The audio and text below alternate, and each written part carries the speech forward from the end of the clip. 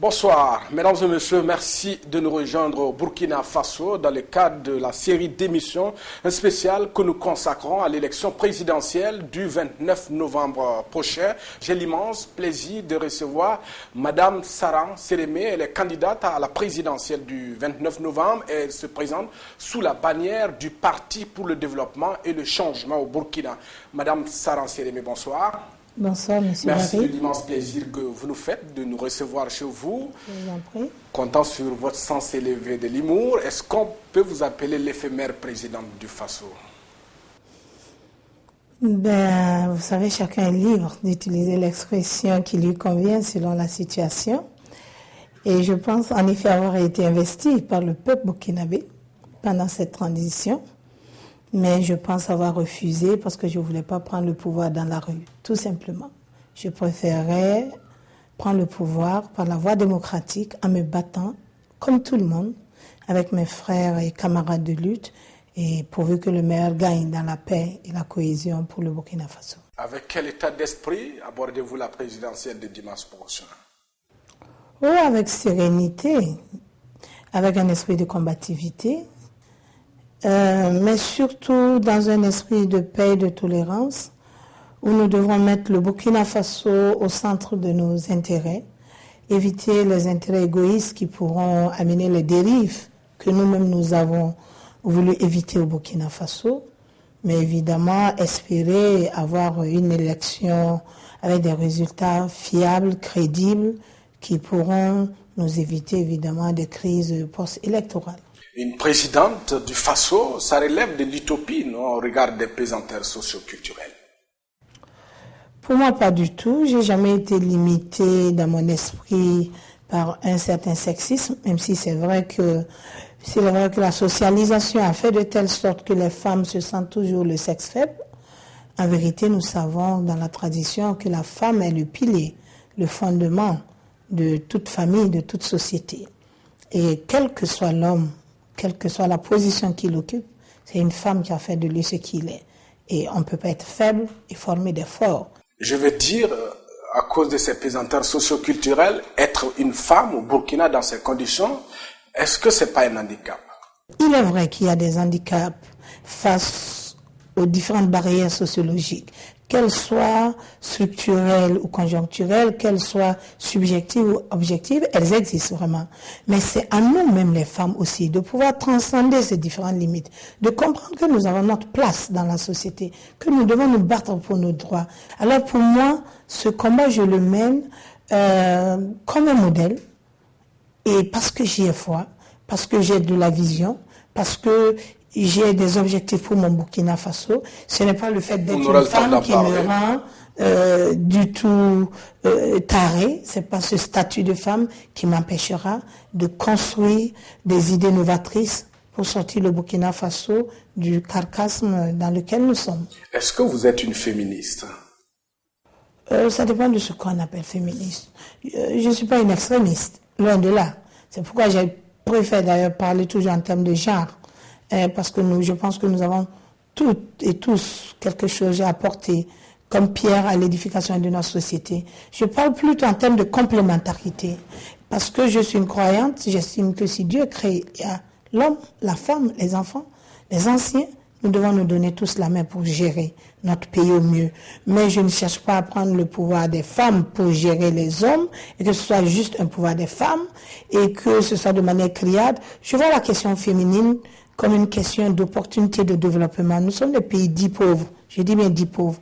Et il n'en est pas question d'imaginer qu'on délaisse, qu'on marginalise plus de 52% d'un potentiel économique, un potentiel, un capital humain déjà disponible. On ne peut pas espérer atteindre le développement avec cette marginalisation, tout simplement. Vous avez parlé de ce potentiel. Les femmes, effectivement, font 52% de la population au Burkina. Est-ce que c'est sur cette couche que vous comptez pour remporter la présidentielle? Pas forcément.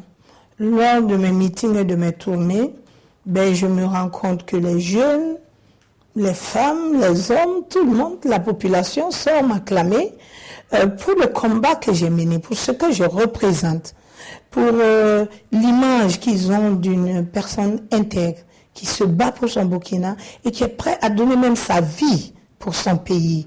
Vous voyez, même je sens que les femmes se sentent honorées. Votre parcours est celui ou celle d'un militant de la première heure. Je rappelle que vous étiez farouche militante sous le président Thomas Sankara.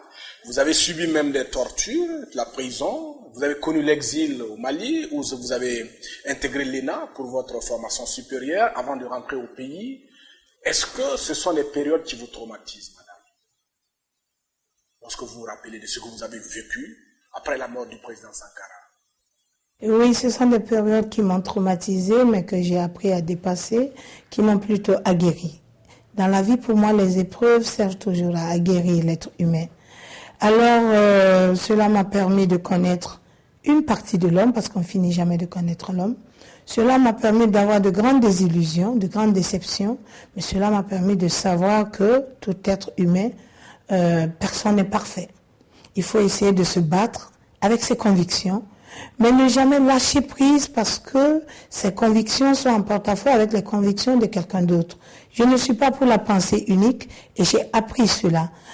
J'étais en médecine, c'est vrai. J'ai été torturée comme on n'en a jamais vu, peut-être parmi ceux qui vivent en tout cas, au Burkina Faso. J'ai fait la prison pendant des mois. J'ai fait l'exil au Mali, un pays d'accueil qui m'a très bien accueilli d'ailleurs, et j'ai plein de parents là-bas et d'amis. Et tout cela, il me semble, oui, et j'adore. De toute manière, nous sommes du Grand Manding, nous sommes tous pareils. Et donc, tout cela m'a amené à me forger un caractère. Et que j'ose dire aujourd'hui de combattante, d'autres m'appellent l'Amazone, parce que justement, j'ai appris à transcender toutes ces différentes épreuves auxquelles j'ai été exposée très tôt, il faut le dire. Et donc, je me suis peut-être orientée en gestion, et cela m'a permis aussi de me dire que rien n'est facile. Et c'est pourquoi j'ai créé ma société de bâtiment. Mais quand votre destinée est écrite, la politique revient encore. Est-ce que vous connaissez encore vos bourreaux? Est-ce qu'ils sont vivants? Qui sont-ils? J'en ai qui sont vivants, j'en ai des bourreaux qui sont vivants, il y en a qui ne sont pas vivants, c'est vrai. En général, j'évite de revenir trop et de ressasser trop ce passé. J'essaie toujours d'aller de l'avant. Ces personnes, vous savez, on aime dire que Dieu n'est pas ce que l'on croit. Dieu agit toujours et punit toujours. Des actes que certains êtres humains qui se croient au-dessus de la mêlée peuvent poser. Et je m'assois avec ces personnes et je travaille aujourd'hui parfois avec ces personnes parce que j'ai appris la grande tolérance. J'ai appris qu'en politique, il y a des raisons qui ne s'expliquent pas, qui peuvent amener des hommes à poser des actes à un moment donné, à les regretter après, mais l'essentiel est que ces personnes sachent faire un mea culpa et surtout se revisiter et changer. Mais quand ces personnes commettent des erreurs et veulent continuer dans l'erreur, là ça devient diabolique. Et en ce moment, je risque de me retrouver avec ces personnes. Vous n'avez pas répondu à ma question. Qui sont vos bourreaux aujourd'hui? Mais je vous ai dit, je ne suis pas... Quelles sont les figures emblématiques de vos bourreaux? Je ne suis pas tenue de citer des noms parce que ces personnes représentaient un système et non des individus. Et donc, j'aime pas revenir sur ces personnes. Je les regarde, je regarde à travers leurs actions. Si ces personnes veulent un jour s'attaquer à ma personne d'une manière ou d'une autre, et cela se fait parfois, ben je saurais quoi faire en temps opportun. Vous avez donc pardonné définitivement? Vous savez, on pardonne, mais on n'oublie jamais. C'est ça la différence. Le sorcier pardonne ou la sorcière oublie. Mais la mère de l'enfant ne peut jamais oublier. Votre parcours aussi est plein de paradoxes. Vous êtes très proche du président Thomas Sankara, notamment de son épouse, Mariam Sankara. Comme je le disais, vous étiez une farouche militante de la révolution, du CNR. Mais après votre exil, vous êtes revenu au Burkina et être l'un des piliers du système de Blaise Compaoré, avant qu'à cause des problèmes, vous ne rejoigniez après l'opposition. C'est plein de paradoxes, non? Non, pas du tout. Comment on peut avoir été avec Thomas Sankara et collaborer avec les assassins de Thomas Sankara? Je suis désolée. Ce que je vous ai expliqué, j'étais contre le système comparé à la mort de Thomas Sankara. J'étais contre la manière dont Thomas Sankara a été tué, contre les propos qui ont été portés à son encontre. J'étais contre le fait qu'il a été enterré comme un vulgaire individu. Et nous avons marché, nous avons osé ce que personne n'osait. Nous étions les tout premiers à oser. Et c'est pourquoi j'étais la première qu'on devait d'ailleurs tuer. Et on me disait être la première à être sortie du conseil de l'entente vivante. Sinon, quand tu y rentrais, tu sortais jamais vivante. Et j'ai vécu tous les affres, pas pour une personne, pas pour une parenté, mais par conviction, je précise bien. J'ai pris 10 ans pour voir comment le système évolue. J'ai pris 10 ans, pourquoi? Parce que j'ai été aussi déçu par plusieurs camarades politiques qui sont très vite organisés, qui sont entraidés. Et moi, nous étaient mes parents, je serais aujourd'hui peut-être une ménagère parce que pas d'appui pour continuer. Et donc, pour moi, ce n'est pas des relations familiales ou particulières qui font mes convictions. Mais au-delà de ça, quand j'ai vu qu'il y a une évolution à la création du CDP, c'est un mélange de partis qui se sont créés. Quand j'ai vu que j'ai voulu aider mes populations à la base, en voulant soutenir les jeunes, les femmes, et que je voyais des hommes politiques, parce qu'ils étaient aux affaires, m'empêcher de vouloir aider les populations, mais je me suis dit, c'est pas des gens qui peuvent être des représentants des populations. C'est trop facile de se mettre à l'écart, de critiquer, mais à un moment donné, pourquoi ne pas venir mettre la main à la pâte? Mais mettre la main à la pâte où? Il faut savoir qu'au Burkina, il n'y avait plus de partis politiques indépendants réellement, parce que le système était fait de telle sorte que les partis convergeaient, les grands partis en travers le CDP, et les autres phagocytaient de côté. Et en plus, ceux en qui tu pouvais croire, c'est pas parce que l'on s'appelle sankariste que forcément, moi je me retrouve dans la personne. Être sankariste, c'est une manière de vivre, c'est une manière d'avoir des visions, c'est des actes qu'on pose qui sont en concordance avec les actes posés par le président Thomas Isidore Sankara, tout simplement. Mais quand je ne le retrouve pas, quel que soit l'emblème qu'on pose sur son front, je n'y vais pas. Et donc, pour moi, avec l'évolution du système, j'ai travaillé avec le pouvoir en place, parce qu'il y a eu une grande journée de pardon, où tous les anciens chefs d'État, toutes les personnes ressources se sont réunies pour demander pardon. Mais avant cette journée de pardon, vous étiez déjà dans le système? Non, j'étais juste... C'était en 2001, je pense, si j'ai une bonne mémoire. En 2001, mais je n'étais pas une militante active. Je vais vous dire, j'ai pris ma carte du CDP en 2002, juste 2 semaines avant les élections, pour pouvoir déposer ma candidature.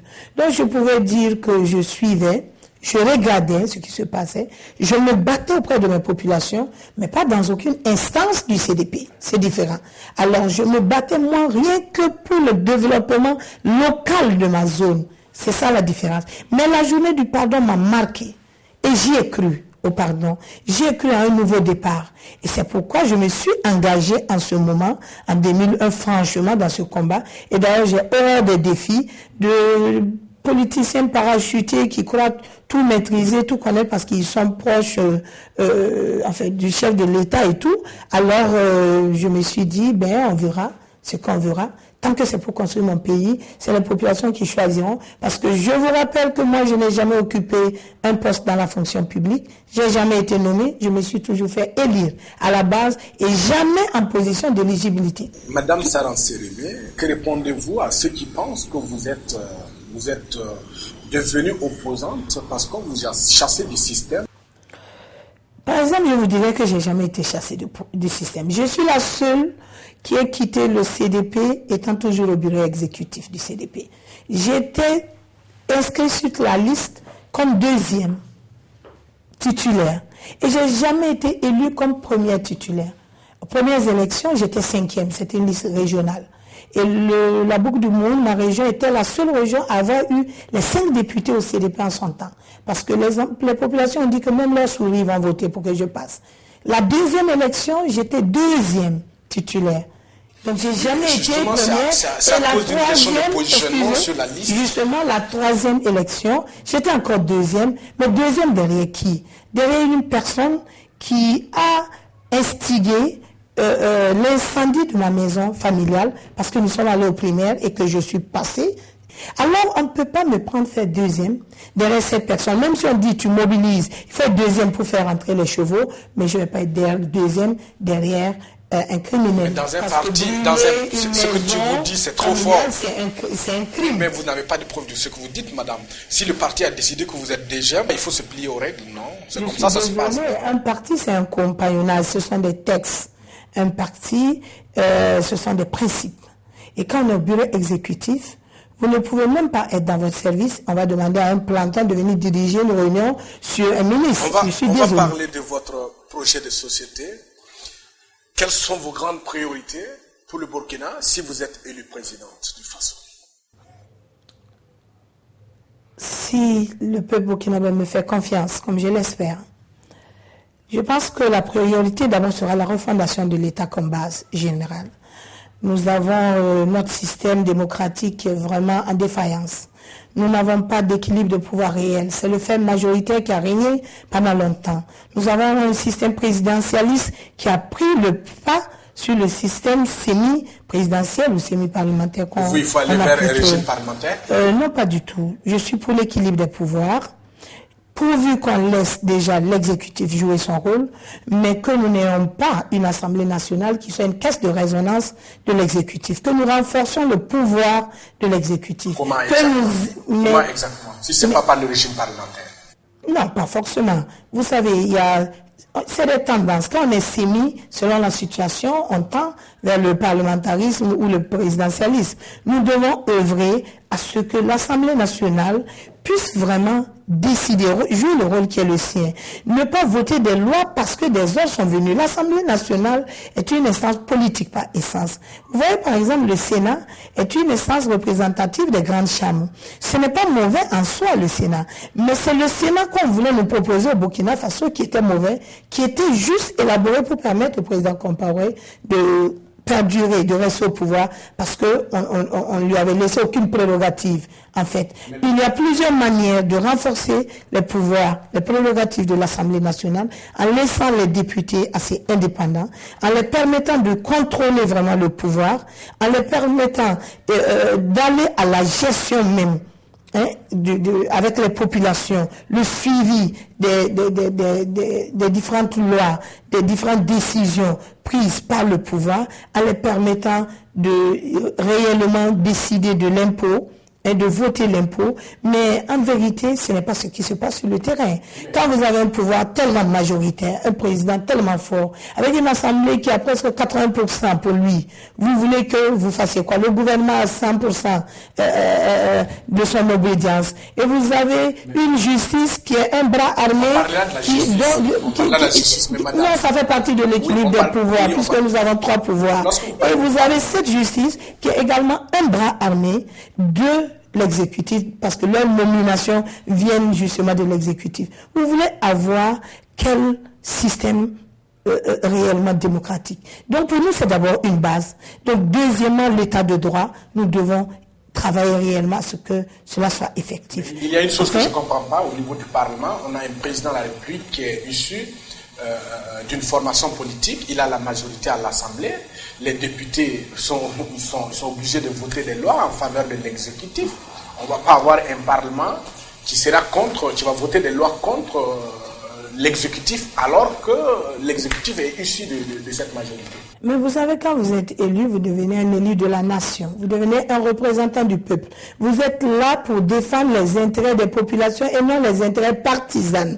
Et c'est inscrit dans tous les règlements intérieurs et statuts de l'Assemblée. En ce moment, même si vous êtes d'un parti, c'est vrai que vous avez un projet de société et tout, vous devez d'abord mettre au-devant l'intérêt des populations. Vous devez être capable de vous lever et de dire non face à une loi qui ne tient pas compte des intérêts et des réalités des populations. Donc pour moi, un représentant élu doit jouer son rôle dès qu'il est élu, même si évidemment il est affilié à un parti politique. Et c'est pourquoi justement dans certaines démocraties, surtout dans les anciennes, on trouve le bicaméralisme où vous avez l'Assemblée nationale qui est un pouvoir politique et où vous avez le Sénat qui est un pouvoir de représentation, d'expertise, où en ce moment, le Sénat étant la haute chambre, et la prérogative sur l'Assemblée nationale, ça veut dire sur les tentatives de décision politique ou d'instrumentalisation politique. Mais nous, c'est parce qu'on avait biaisé l'esprit du Sénat. Vous comprenez? Donc pour moi, l'Assemblée nationale, le législateur, peut très bien jouer son rôle politique tout en restant proche des aspirations des populations. Vous parliez de la justice tout à l'heure. Quels sont les véritables problèmes de la justice au Burkina et qu'est-ce que vous proposez comme offre politique? Nous pensons surtout que l'indépendance judiciaire qui n'est pas effective. Dès que l'indépendance judiciaire sera effective et que le changement de comportement et de mentalité que nous prenons, parce que pour nous, le changement n'est pas assimilable seulement à l'alternance, mais un changement de comportement et de mentalité pour tout le monde. Dès que chacun comprendra et jouera son rôle, dès qu'un juge sait qu'il n'a pas besoin d'être un juge acquis avant d'être nommé à un poste de responsabilité. Vous savez, quand vous regardez la justice, c'est un peu comme l'armée. Dès qu'un juge sait qu'il peut opter pour le droit et se dire que personne n'est au-dessus de la loi, même si la loi est due, elle reste la loi. Mais qu'est-ce qui empêche au juge de l'appliquer réellement, sans encourir des sanctions ou des affectations, vous verrez que la justice évoluera. Parce que la justice en ce moment est indépendant aujourd'hui. Qu'est-ce qui les empêche d'être indépendants? Mais si votre promotion dépend d'un ministre, d'un gouvernement, aujourd'hui, la plupart des nominations sont faites par le gouvernement. Il faut une réforme institutionnelle. Évidemment, une réforme institutionnelle au niveau de la justice. Nous avons œuvré pendant le CCRP à permettre à ce que même le Conseil constitutionnel, le président soit élu par ses pairs. Mais ceux qui sont proposés comme membres du Conseil constitutionnel sont proposés par le chef de l'État, le président de l'Assemblée et le Premier ministre. Donc de toute manière, ça devient le même cercle vicieux. Qu'est-ce que vous proposez? Mais nous pensons que c'est une question de grade. Là, c'est pourquoi je dis la justice, c'est comme l'armée. C'est une question de grade où normalement, on ne peut pas avoir quelqu'un qui est à la cour de cassation qui soit plus gradé que quelqu'un qui est par exemple au Conseil constitutionnel. On avance, on évolue selon son grade à la justice.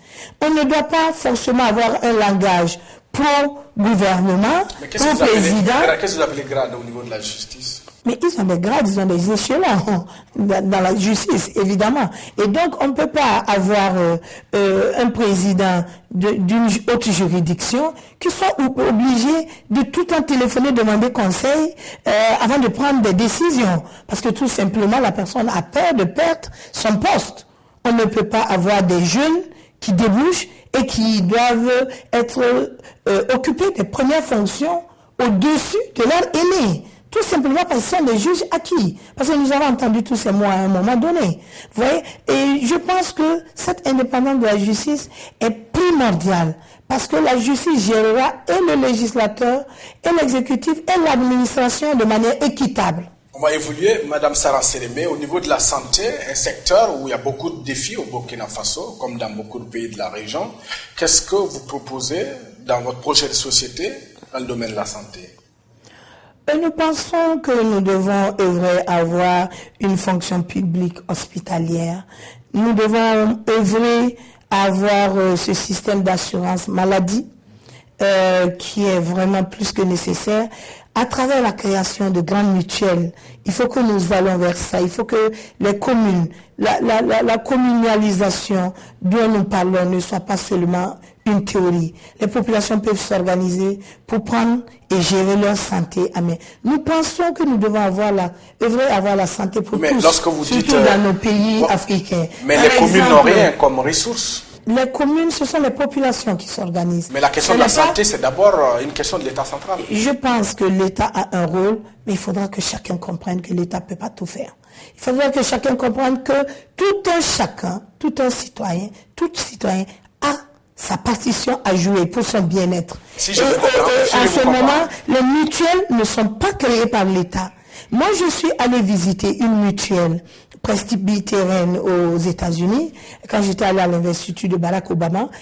Cette mutuelle de santé avait 10 fois le budget du Burkina Faso, 10 fois le budget du Mali, annuellement. Si je comprends bien. En termes de mutuelle, et l'État n'intervient en rien.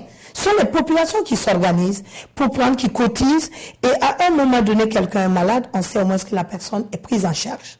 La personne ne mourra pas. Aujourd'hui, vous allez par exemple, vous dites l'État, mais l'État, Vous partez, vous m'excusez, vous faites un accident ou une crise immédiate. Vous partez aux urgences.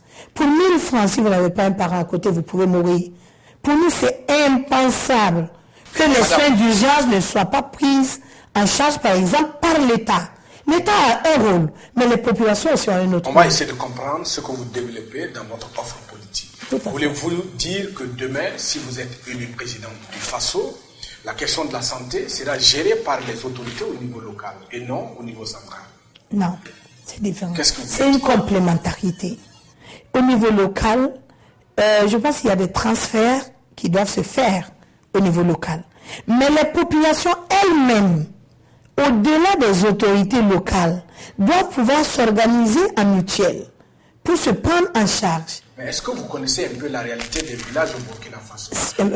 Quand vous partez dans les villages, les gens peinent à manger, ils ne peuvent pas se cotiser dans les questions de mutuelle. Mais je pense que c'est vous qui êtes en déphasage avec les villages. Quand vous partez dans les villages, les gens ont du mal à manger.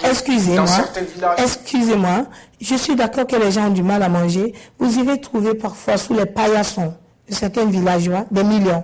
Et parfois, c'est pas des... Excusez-moi, ils ont des systèmes de gestion. Parfois même quand vous amenez l'eau, tout simplement, où les populations cotisent, ils paient. Ils se retrouvent parfois avec des millions dans leur caisse par an. C'est des systèmes mutualisants. On mutualise les efforts. On peut simplement s'asseoir dire, on cotise 25 francs par semaine. Mais on met dans une caisse. C'est quelque chose. Ils sont comme il y a des villages où il n'y a que 150 ou 200 personnes. Au moins, un enfant ne mourra pas par manque de soins. Mais plusieurs 25 francs, plusieurs 5 francs font un montant. Vous voyez? Et il y a également des financements, il y a des appuis qui viendront et qui aideront ces populations à mieux s'organiser. On n'a pas aujourd'hui le choix. Que ce soit les pays les plus développés, même sur qui nous sommes là, nous scotcher dessus pour compter sur l'aide, mais c'est les contributions de la population. On ne va pas continuer à avoir l'aide et nous-mêmes, on ne peut pas cotiser. Cotiser 25 francs, 100 francs pour sa santé et un jour pouvoir sauver son enfant ou sa fille ou sa mère, cela n'a pas de prix. Donc, et c'est pourquoi je comprenais bien. Gratuite, les populations vont cotiser pour faire face aux défis à leur santé. C'est différent. J'ai bien dit que, par exemple, si vous prenez la santé infantile, la santé maternelle, pour nous, elle doit être gratuite. Et c'est pourquoi nous disons c'est une complémentarité. Si nous prenons les soins d'urgence, elles doivent être gratuites, assurées par l'État. Si nous prenons la santé de la reproduction, nous sommes pour que ces soins également soient gratuites parce qu'elles permettent de pérenniser notre humanité.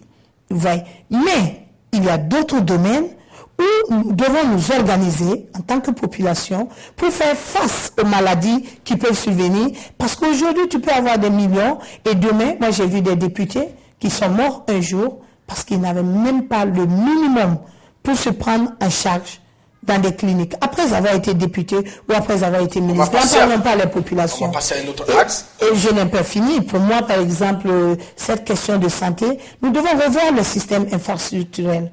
Les CSPS que nous avons ne sont pas du tout adaptés. Il n'y a rien comme médicament.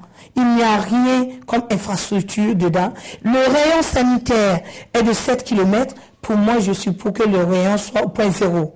Avec la communalisation, chaque village peut avoir un CSPS. Mais quand on travaillera à avoir des infirmiers vraiment spécialisés, formés.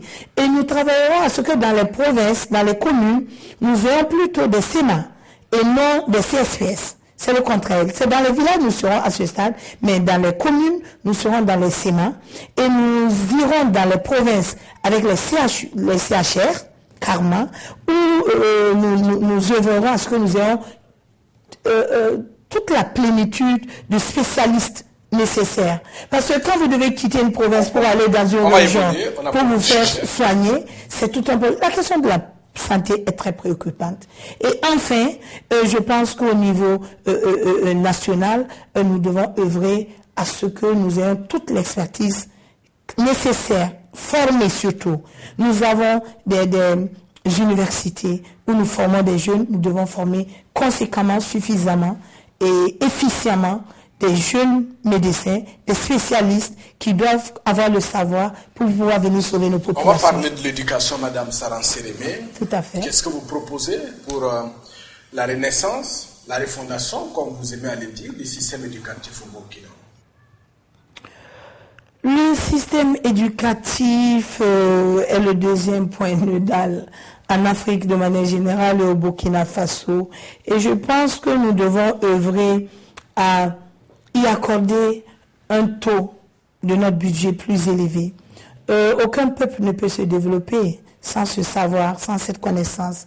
Mais on ne peut pas chercher la connaissance si on ne survit pas non plus. Alors pour moi, nous devons revoir actuellement cette dichotomie entre la formation, entre l'enseignement général et qui produit des intellectuels, voilà, qui se retrouvent chômeurs après parce que la production n'est pas adaptée aux besoins du marché. Nous devons voir toute cette échelle de formation qui n'est pas adaptée. Nous avons mis des milliards dans le plan PDEP. Après, nous nous sommes retrouvés avec des goulots d'étranglement parce qu'il n'y avait pas de suivi pour le secondaire. Nous devons revoir tout ça. C'est des pertes énormes, inutiles. Moi, je suis pour un continuum, mais un continuum mieux organisé, pas comme celui-là qu'on voit actuellement. Je suis pour que justement tout soit suivi depuis le préscolaire, depuis les crèches, que nous ne développons pas. Parce que nous avons aujourd'hui des mères qui travaillent, qui ne savent pas où laisser leur bébé après les 3 mois d'accouchement où elles ont des congés. Nous devons commencer à suivre l'enfant et à suivre son éducation jusqu'à la fin du secondaire. Mais est-ce que l'éducation sera gratuite avec vous? Jusqu'à un certain âge. Combien par exemple? Non, pour quel moi, âge par exemple? Jusqu'à l'âge de l'enfant. Pour moi, jusqu'à 16 ans, l'éducation doit être gratuite. Franchement. Et pour nous, c'est une priorité des priorités. Pas seulement jusqu'à 5 ans, 6 ans. Les parents n'ont pas les moyens. Si l'enfant étudie jusqu'à 5, 6 ans gratuitement et qu'après les parents n'ont pas les moyens de le former, mais évidemment, ça redevient encore un jeune chômeur dans la rue. Et en plus, nous devons penser surtout à reformer, parce que nous avons beaucoup de déscolarisés et de non scolarisés. 80% de cette jeunesse est non scolarisée ou déscolarisée. Donc nous devons travailler à orienter nos enfants vers la formation technique et professionnalisante qui va leur permettre d'avoir plus de connaissances et de se prendre en charge, de prendre en charge notre société, d'avoir des jeunes entrepreneurs, parce que cela va résoudre la question de l'employabilité en même temps. Parce que nous allons, après toute cette formation, aider les jeunes à travers des financements bien définis, mais à travers un accompagnement pour que ces jeunes puissent s'installer, puissent après engendrer également l'emploi puisqu'ils vont embaucher d'autres jeunes et ainsi de suite. Il en sera de même évidemment pour les femmes. Et pour nous, cette formation ne s'arrêtera pas seulement à la formation technique. Nous pensons qu'il faut travailler beaucoup pour la recherche et pour l'élitisme. Nous devons aussi œuvrer à ce que les jeunes puissent continuer. À l'université aujourd'hui, vous les voyez, après 2 ans, ils n'ont pas le droit d'être dans des cités universitaires. D'autres, ils sont obligés de laisser se lever à 4h, 3h du matin pour pouvoir être dans une salle. Parce que les salles sont combles. C'est inimaginable. Est-ce que vous avez également une idée, un bref aperçu du nombre d'emplois que vous souhaiterez créer si vous êtes élu président de façon? Oui, nous avons ce barème, nous pensons à un minimum d'1 million pour les jeunes, 1,5 million pour les femmes. 1 million d'emplois pendant les 5 ans ou pendant les 5 ans. Et minimum, je précise. Parce que pour nous, oui. Pour nous, l'emploi, l'auto-emploi, tout va ensemble. Il suffit de pouvoir avoir un revenu. Je considère que tu as un emploi. Vous risquez de gonfler la masse salariale et puis après, vous serez chassé par la rue, non? Non, pourquoi? Je ne suis pas du machiavéliste qui pense qu'il faut justement visser les populations, les rendre pauvres pour mieux les contrôler. Moi, je pense que je viens pour aider les populations. Lorsque vous recrutez beaucoup, vous augmentez la masse salariale dans un pays pauvre. Non, je parle de l'auto-emploi. Okay. Je ne parle pas de la fonction publique. Tous les emplois seront créés dans le secteur privé, c'est ça? Nous allons œuvrer à ce que les nouvelles initiatives, les meilleures expertises soient étudiées et financé par l'État. je précise bien, ou par des partenaires que nous rechercherons, qui les aideront à s'établir, à devenir de jeunes entrepreneurs, j'ai précisé. Et c'est eux encore qui vont engendrer l'emploi en retour. Parce que eux aussi vont embaucher d'autres jeunes qui un jour seront également autonomes. Nous devons sortir de l'esprit que tout doit venir de l'État. Mais l'État doit accompagner cette jeunesse. L'État doit accompagner ces femmes qui ont besoin d'avoir des activités rémunératrices de revenus. En ce moment, ce n'est pas l'État qui va payer les salaires. Il y aura le système des projets bancables. Des projets vraiment que nous pourrons étudier et ce sont bancables. C'est pourquoi nous pensons à une banque des jeunes, à une banque des femmes, des banques spécifiques. Parce que prenons l'exemple des femmes, elles ne pourront jamais avoir des crédits tant qu'elles vont dans les banques normales où les conditionnalités ne seront jamais requises. Il faut aller vers les microfinances, c'est ça? Il y a les microfinances, mais il y a les banques. Parce que les microfinances, le taux de crédit qu'on donne est insuffisant pour vraiment engendrer l'entrepreneuriat. Mais des banques, on peut trouver d'autres conditions pour que les femmes, par exemple, même si elles n'ont pas un lopin de terre, même si elles n'ont pas une maison, qu'elles puissent avoir un prêt, mais surtout qu'il y ait une suivi, évaluation. C'est ce qui manque dans nos pays. On forme les jeunes, on les jette dans la nasse, on leur octroie des crédits, on ne les suit pas, et après on est obligé de chercher... On va évoluer, Madame Saran Sérémé, parlons de l'économie, puisque vous avez abordé la question sur les femmes. Le Burkina est un pays qui sort d'une grave crise, l'économie à la limite à terre. Vous, quelles sont les solutions que vous proposez pour redresser l'économie du Burkina? Et quels seront les vrais piliers de la construction de la nouvelle économie avec vous? Vous voyez, nous avons à un moment donné passé aux objectifs du millénaire. Nous l'avons dépassé, maintenant nous sommes aux objectifs du développement durable. Parce que nous pensons que notre économie est très marquée par cette mondialisation, par ces différentes crises que nous avons traversées. Et nous pensons que nous devons œuvrer à revoir notre assiette fiscale, qui est vraiment à notre défaveur. Nous pensons que nous devons plus compter sur nos propres forces. Nous devons consommer ce que nous produisons que de passer le temps à perdre des devises énormes en important même notre produit alimentaire, le riz, l'huile, le lait, tout nous vient de l'extérieur. C'est pas possible. Nous avons aujourd'hui l'agriculture qui peut être une base fondamentale pour booster le développement. Mais l'agriculture avec grand A, c'est-à-dire l'agriculture, l'agro-silvopastoralisme, qu'il faut financer, moderniser. Nous devons vraiment pouvoir importer de nouvelles technologies pour ça. Avec cette supraproduction, nous pourrons en même temps œuvrer vers une transformation agroalimentaire et donc aller vers la préférence communautaire où nous allons consommer d'abord local. Il faut limiter les importations, c'est ça? Officiellement, les textes ne nous le permettent pas. Ça devient du protectionnisme. Justement, mais nous œuvrerons, c'est une sensibilisation. Les autres le font, pourquoi nous ne le ferons pas? Nous allons d'ailleurs subventionner nos producteurs, parce que les autres le font. Et nous sommes assis qu'il y a des textes, on ne le fait pas. Pourquoi? Nous devons aider, nous devons accompagner les producteurs pour ça. Et donc, moi, je suis plus pour que justement nous œuvrons à diminuer ces importations. Nous sommes dans les importations à plus de 936 milliards actuellement. Et nous voulons descendre jusqu'à au moins 200 milliards d'importations. Et que nous renversions la tendance pour aller actuellement nous exportons 200 milliards, 250 milliards en termes de produits à exporter et nous voulons plutôt avoir l'effet contraire en allant vers les 850 milliards. Donc nous pensons que déjà cela peut permettre de booster notre économie. Deuxièmement, nous devons combattre la corruption. En vérité, nos pays ne sont pas pauvres, mais nos fonds se retrouvent dans des caisses et des comptes à banque à l'extérieur et nous ne les recouvrons jamais. Malheureusement, même ceux qui les envoient parfois aussi n'arrivent même pas après à y toucher quand ils quittent le pouvoir.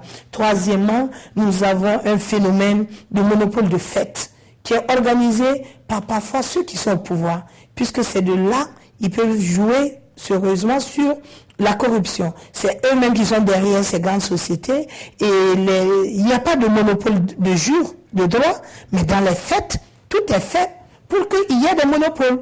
Parce que ceux qui ont des milliards pour importer par exemple du riz, des milliers de milliards, il achète moins cher, il revient le vendre moins cher, et évidemment, tout le monde est obligé de le reprendre chez lui, que d'aller à l'extérieur le prendre plus cher que ce qu'on te propose chez toi. Sur la question de la corruption, quels sont les outils juridiques que vous voulez mettre en place pour lutter contre? Nous pensons qu'il y a déjà même une loi de lutte contre la corruption. C'est son applicabilité qui pose problème. Et dans nos différents pays, c'est l'application des lois qui pose vraiment problème. Et selon la situation, il faut penser toujours à revoir, revisiter ces lois pour aller de l'avant. Il est difficile de dire que nous allons éradiquer en 5 ans la corruption, mais nous pouvons agir vraiment efficacement pour pouvoir réduire cette corruption qui est un fléau très dramatique pour notre économie. Il y a beaucoup à faire pour notre économie. Nous pensons que dès que nous pourrons œuvrer à travers la création d'entreprises, à travers l'ouverture vers les marchés, à travers l'attraction d'investisseurs responsables, j'ajoute, responsables, qui ne viennent pas juste pour pomper, mais pour engendrer également le développement. Nous avons eu un boom minier ici. Nous n'avons rien ressenti sur notre PIB en vérité. Alors que pourquoi? C'est pas normal. Nous avons vu des pays qui ont découvert le pétrole et les salaires ont été multipliés par 10. Au Burkina Faso, nos salaires n'ont jamais été multipliés qu'à quelques pourcentages près. Donc, je pense que c'est toute une réorganisation que nous devons faire et nous pourrons en ce moment permettre à notre économie de booster le développement. On va parler de l'énergie, puisqu'il n'y a pas de développement sans la question de l'énergie. Le Burkina dépend en grande partie de la Côte d'Ivoire, le pays voisin, et le pays connaît également beaucoup de délestage. La couverture en besoin est à la limite très limitée. Vous, qu'est-ce que vous proposez pour permettre à l'ensemble des Burkinabés d'avoir de l'électricité pour la production? Côté énergie, je pense que nous devons œuvrer avec le temps à une rupture avec cette consommation forte et qui entraîne également une très très grande évasion de nos devises. Nous devons nous tourner vers les énergies renouvelables, les énergies nouvelles. Nous particulièrement vers le solaire. C'est notre très grande richesse. Nous l'avons et nous fouette, j'ose le dire, tous les jours. Nous pouvons le transformer, mais nous attendons toujours les nouvelles technologies de l'extérieur. Et pourtant, nous avons des chercheurs que nous pouvons financer, qui peuvent aider à avoir ce solaire-là pour nous aider à nous développer. La CEDEAO avait d'ailleurs un programme qui devait avoir lieu au Sahel, vers le Mali.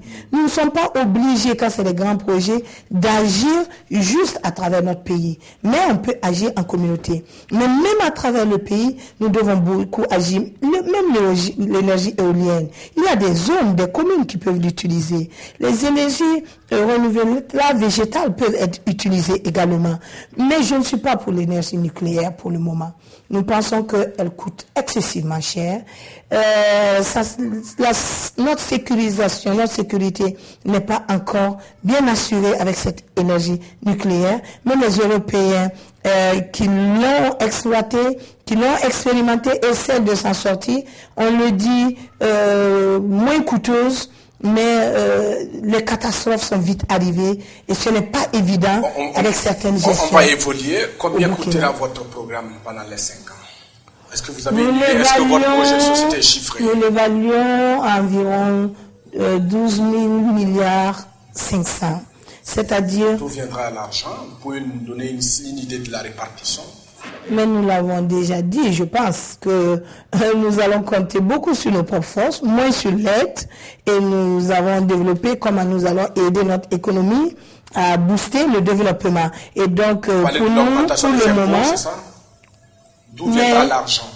Mais quand vous boostez l'agriculture, vous boostez votre système productif, vous arrivez à y accorder plus de plus-value, vous le transformez à travers l'industrialisation, vous permettez à des jeunes d'avoir de l'emploi, avoir des entreprises.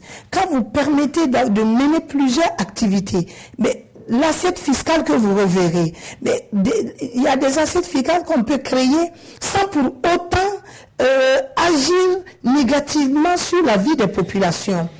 Parce que nous sommes pour un système socio-démocrate. Donc les solidarités fondamentales vont agir. Nous ne serons pas pour forcément trop taxer les plus riches, hein, mais nous irons vers une équité de taxation. Ce qui suppose que nous n'allons pas laisser l'impôt tuer non plus l'impôt. C'est tout un ensemble qui fera que nous pourrons atteindre par rapport à maintenant où nous sommes à 1664 milliards pour le Burkina Faso par an. Nous pensons que 2500 milliards, c'est le minimum. Si je comprends bien, un éclaircissement, si je comprends bien, les 12 000 milliards viendront des impôts, mais aussi de la transformation des produits au niveau local. De la consommation de ce que nous produisons, qui est primordial, parce que là déjà, cela nous fera peut-être atteindre ce budget. Dès que nous comprendrons que ce que nous produisons, nous devons le consommer. Nous ne devons pas juste tout le temps faire des accords qui ne nous rapportent rien, qui ne fait que nous envahir. Il faut que les produits aussi soient compétitifs. Exact. Nous voulons justement travailler, c'est pourquoi nous avons dit, nous allons travailler dans la recherche pour avoir des labels de qualité, pour avoir l'excellence. Nous sommes d'accord avec ça. Et d'ailleurs, moi par exemple, j'adore le Faso d'Anfani. Et je le porte, j'en suis fier. Je le modernise, je ne le laisse pas à l'état précambrien. Je suis désolé. Nous devons transcender les fondements du modernisme, mais tout en gardant et sauvegardant certaines valeurs, tout en sachant aussi comment créer de la valeur ajoutée. Nous voulons beaucoup créer surtout cette plus-value qui va nous permettre, pas tout le temps de nous asseoir, compter sur l'aide. L'aide peut être un plus. Mais j'ai jamais vu un pays se développer sur la base de l'aide. Je prends l'exemple de l'Asie. Les pays asiatiques, à un moment donné, ont préféré refuser l'aide. Parce que cela devient un cercle vicieux où vous n'en sortez jamais. On ne perd pas de temps. Il nous reste un dernier axe, c'est celui de la réconciliation nationale. Oui. Il y a beaucoup de Burkinabés qui sont en exil aujourd'hui, d'autres sont en prison. Pour une raison ou pour une autre, je n'ai pas le droit de juger. Si vous êtes élu président, est-ce qu'ils vont rentrer? Est-ce que le président Blaise Compaoré va rentrer? Est-ce que les prisonniers, qu'on dit prisonniers politiques, seront libérés? Vos anciens compagnons de lutte? C'est une question sensible, mais une question normale. Mais pour un homme d'État, une femme d'État, il faut répondre à la question. Mais j'y viens, ne vous en faites pas. Pour moi, la priorité sera en effet de demander humblement au président Compaoré de rentrer chez lui, parce que c'est sa patrie. De rentrer et d'assumer ses actes. Tout homme qui pose des actes, surtout un chef d'État, surtout un militaire haut gradé, doit pouvoir les assumer. Nous avons eu plusieurs chefs d'État ici qui ont traversé la même situation, mais après qui sont rentrés dans leurs droits normalement. Le peuple est magnanime, le peuple est un peuple tolérant au Burkina Faso, mais avant toute chose, il faut d'abord s'assumer. Et nous le lui demanderons. S'il ne veut pas rentrer et que les populations le demandent, nous demanderons à ce qu'il rentre. Maintenant, peut-être d'une autre manière. Comment traduire devant les juges? Je pense que il y a des lois qui régissent le Burkina Faso. Mais est-ce qu'on lui reproche quelque chose pour le moment? Mais à un moment donné, nous sommes pour une démocratie participative. La justice ne lui reproche rien. Excusez-moi, vous n'en savez rien parce que pour le moment, les dossiers sont à la justice. Et vous le savez très bien. Et donc pour moi, si nous voulons travailler pour l'indépendance judiciaire, si la justice demande son extradition, nous serons obligés de demander son extradition. Mais moi, je suis convaincu que l'homme qui est peut-être malvenu au pouvoir.